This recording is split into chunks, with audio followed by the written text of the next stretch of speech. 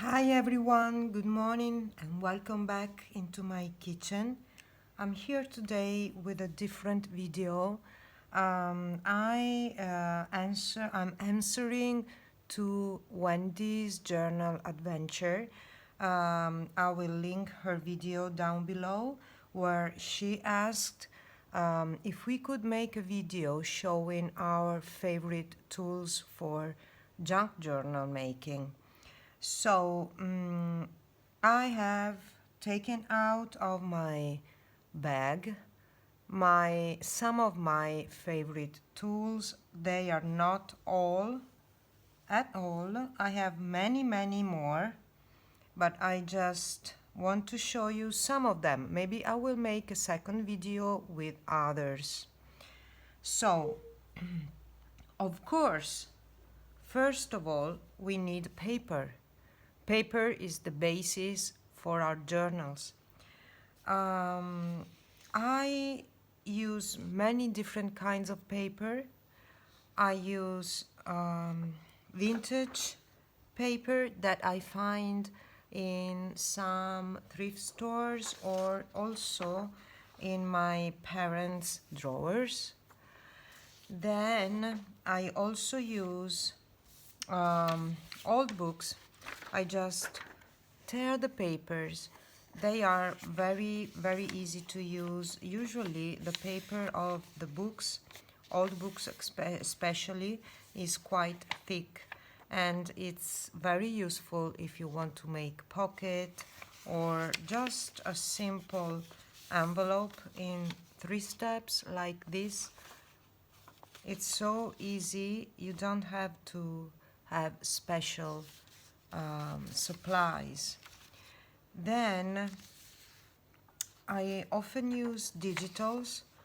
These are some digitals that I made myself, and they are available in my Etsy shop, and it depends on the mood. I may use botanicals. Botanicals are my favorite. In fact, I always pick from botanical books that I have, or I just print some botanical images. This is a collage that I've made, and also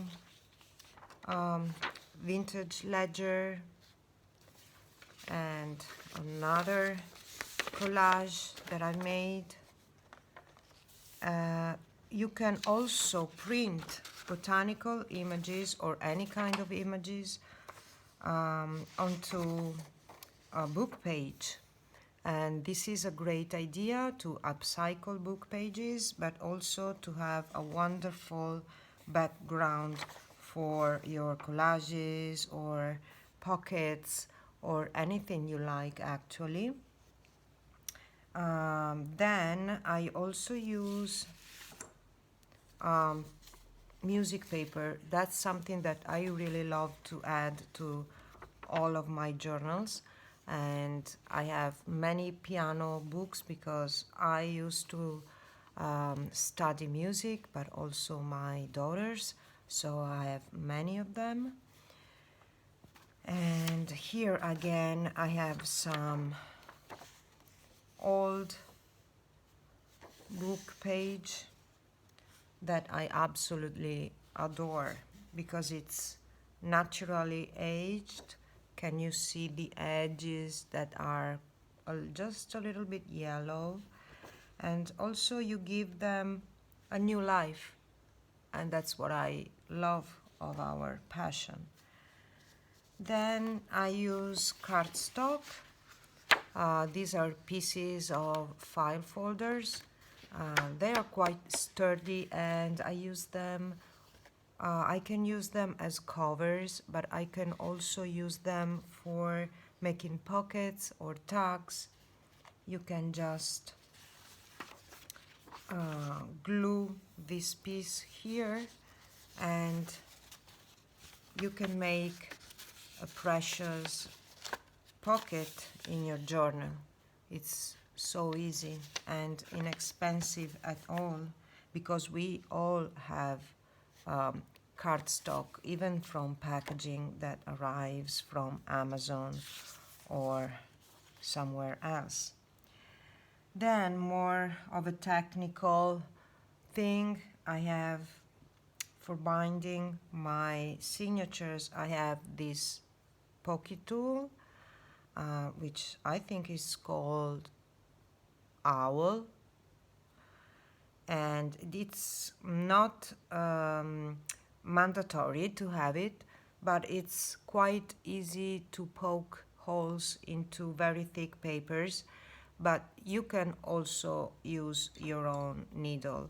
And then I have a couple of threads, just random threads. This is a cotton one. I just like the color because it's a creamy beige.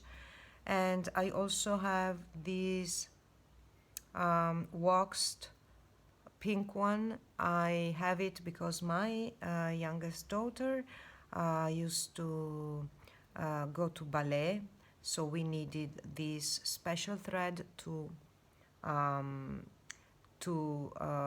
adjust the shoes. Then I have glue. This is the most important thing together with paper, glue.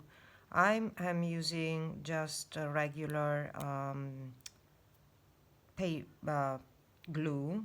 It's nothing special, but it works very well. It's silicone glue, and you can have many kinds of glues. You can also use a stick, glue stick, or any kind.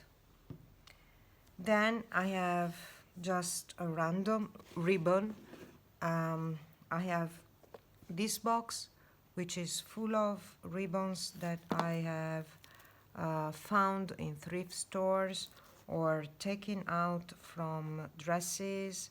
And I have some sari silk, and this is also something that I love to use, some appliques. But this is all ribbons and laces that I found, and nothing has been spent here. This is everything thrifted. Then I have this hole punch, I think. It's the ugly duckling. It's not a crocodile, but the meaning is the same, because let me show you. This is very inexpensive. It's not expensive like the crocodile. Basically, you just cut the hole here, and then you take an eyelet,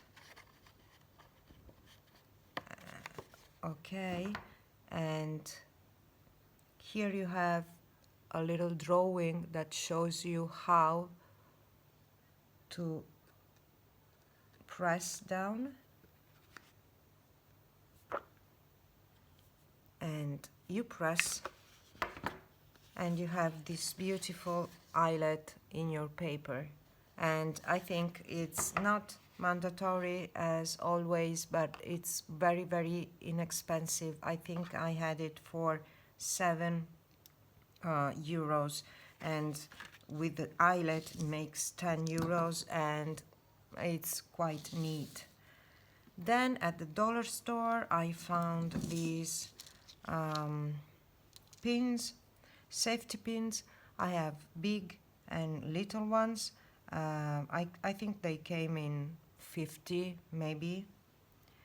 Then this is a craft knife to make precision cuts, and you can use it or not. It's not mandatory, but scissor, yes, you need scissors. You can also cut with a ruler, just tear, but if you need to be more precise, scissors are what you need.